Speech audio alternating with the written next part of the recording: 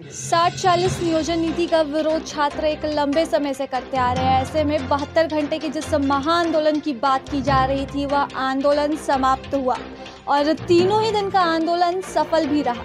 ऐसे में अब तक राज्य सरकार के द्वारा इस पर कोई भी टिप्पणी नहीं की गई है, ना ही बातचीत का कोई प्रस्ताव भेजा गया है। बातचीत करते हैं छात्र नेताओं से जिन्होंने इस आंदोलन की अगुवाई की। 72 घंटे का आंदोलन को जिस तरीके से आप लोग के चैनल के माध्यम से शुरू ही ऐलान किया था कि ये उसी प्रकार ऐतिहासिक होगा जिस प्रकार अलग झारखंड के 72 घंटे ऐतिहासिक है। और अब तो हम ये कहेंगे कि ये तो सदा इतिहास के लिए दर्ज हो गया है, क्योंकि ये भारतवर्ष का कोई भी छात्र आंदोलन 72 घंटा इस तरह का आंदोलन आज तक नहीं देखा गया है पूरे भारत का इतिहास में, अब तक का इतिहास में। तो यह निश्चित ही बहुत ऐतिहासिक है। और मैं तमाम जितने भी छात्र हैं, नौजवान हैं, हमारे अभिभावक हैं, जिसने भी इस आंदोलन को, खास करके आप लोग मीडिया बंधु हैं और कुछ पुलिस प्रशासन के लोग भी हैं, जिन्होंने भी इस आंदोलन को सफल बनाने में अहम योगदान दिए, सभी को धन्यवाद। विशेष करके जो हमारा 19 अप्रैल का जो बंदी था, 19 अप्रैल को प्रशासन ने लाख कोशिश किया हमारा आंदोलन को ध्वस्त करने का। उसके बावजूद झारखंड के जितने भी आम आवाम हैं, चाहे वो व्यापारी संघ हो, दुकानदार संघ हो, बाजार समिति हो, ऑटो वाले हो, बस वाले हो, स्कूल वाले, कोचिंग वाले, ट्रक वाले, सभी ने स्वतः बंद करके पूरा झारखंड का जो ये बंदी है, ये अब तक का ऐतिहासिक बंदी है। लेकिन सोनाली जी, सबसे ख़ास बात यह है कि ये जो 72 घंटे का जो आंदोलन हुआ और इस आंदोलन को जब हम लोग बहुत करीब से देखें तो इससे तो एक बात ये सामने आ रहा है कि हम लोग पूर्व निर्धारित कार्यक्रम था और हम लोग बाकायदे सूचना भी दिए थे अनुमति को लेकर के, लेकिन उसके बावजूद भी हमें कार्यक्रम को करने नहीं दिया गया। ये हमारा मौलिक अधिकार का हनन हुआ। जब जहाँ सड़क पे उतर रहे छात्र, वहीं पे लाठी डंडा चलाया जा रहा है, माथा फोड़ा जा रहा है।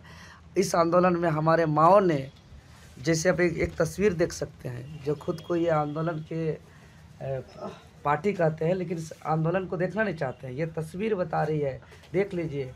झारखंड के माओ ने अपना बेटा का भविष्य के लिए खून तक बहा रही है, ये तस्वीर बता रही है। देखिए नौजवानों ने किस तरीके से अपना माथा फोड़ाया, अपना खून बहाया।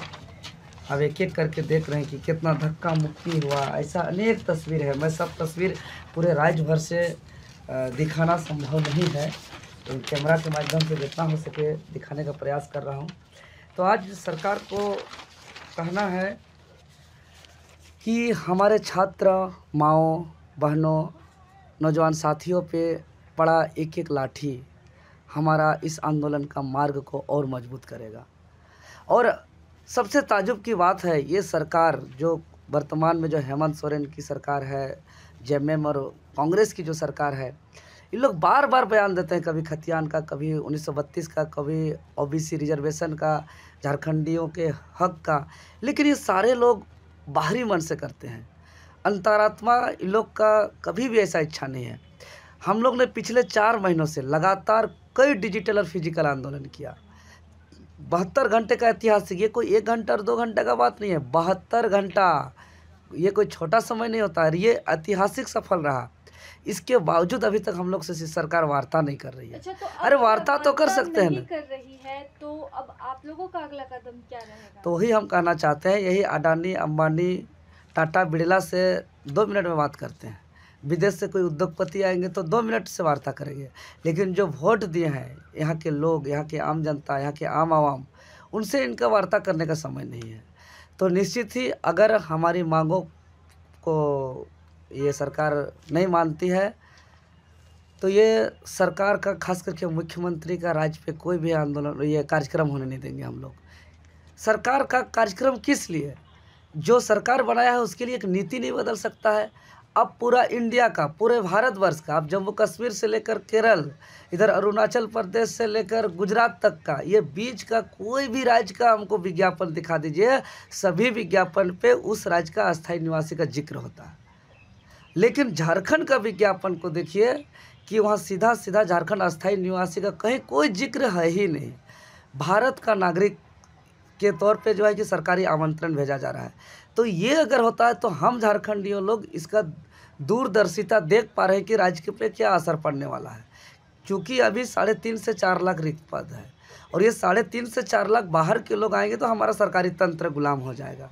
यानी 2058 तक इन लोग रिटायर नहीं करेंगे, तो 2058 तक इन लोग काबिज रहेंगे। तो यहाँ के जितने भी हमारी सरकारी संस्था है, चाहे तो सरकारी संपत्ति है, खनिज है, संपदा है, सारे उन लोग जो है कि उसको संरक्षण करके उससे राजस्व प्राप्त करने की नहीं बल्कि उसको लूट करके अपना जेब भरने का काम करेंगे। ये जो मुख्यमंत्री को तो हम स्पष्ट कहते हैं कि ये मुख्यमंत्री बड़ा बड़ा बात न करे, झूठ मूठ का अब आश्वासन नहीं चलेगा। आप एक अक्षर नहीं बदल सकते हैं विज्ञापन पे, एक लाइन नहीं लिख सकते हैं कि झारखंडियों के लिए झारखंड का विज्ञापन है, 3rd और 4th ग्रेड का भी, जबकि संविधान का आर्टिकल 16 का 4 में, आर्टिकल 15 का 2 में, 7वीं अनुसूची में प्रावधान है उस राज्य के जो भी वंचित हैं, पिछड़े हैं, शोषित हैं, उस छात्रों को अवसर देने का। और ये लोग जो है कि सिर्फ आर्टिकल 14 और 16 का दुहाई देते हैं। अरे आर्टिकल कभी 16 का 4 भी देखें। तो हमारा जो ये आंदोलन था, इस आंदोलन में बहुत हम लोग को झेलना पड़ा। इसका अनुभव अगर हम सच बताएं तो हम 15 जगह अपना रूम चेंज किए, कम से कम 5 दिन से अपना मोबाइल से हम ऑन नहीं कर पाए। इस तरीके से ट्रेस किया जा रहा था। दोस्तों का मोबाइल से हम लोग जो है कि पूरा झारखंड प्रदेश के 24 जिला के नेतृत्वकर्ता से लगातार संपर्क किए। और हमारा जो ये आंदोलन है, मैं बार बार कहता हूँ और फिर दोहरा रहा हूँ कि राज्य के जो छात्र हैं ये दीपक के रूप के हैं, दिया के रूप के हैं, जो अपनी एक अच्छे जगह जाके दूसरों को प्रकाश करने वाले हैं। लेकिन सरकार मजबूरन इन्हें मसाल बना दिया और मसाल अब विकराल आग का रूप ले लिया और भयंकर रूप से धधक रहा है। तो ये आग जो भयंकर विकराल रूप लिया, ये तब धधकते रहेगा जब तक यहाँ के परीक्षार्थियों का फॉर्म भरते समय स्थानीय प्रमाण पत्र क्रमांक संख्या नहीं मांगा जाएगा, जब तक यहाँ 3rd और 4th ग्रेड की नौकरी में मिनिमम 90% रिजर्व नहीं किया जाएगा, जब तक यहाँ के जितने भी भाषा, संस्कृति, रीति रिवाज पर एक स्पेशल पेपर नहीं होगा, जब तक यहाँ के झारखंडी मूल छात्रों के एक विशेष रूप से 5 वर्ष का मिनिमम उम्र सीमा में छूट नहीं दिया जाएगा। और साथ ही साथ उत्तराखंड के तर्ज पर नकल पेपर लीक, नकल विरोधी कानून लागू नहीं किया जाएगा, तब तक हमारा ये आंदोलन चलता रहेगा।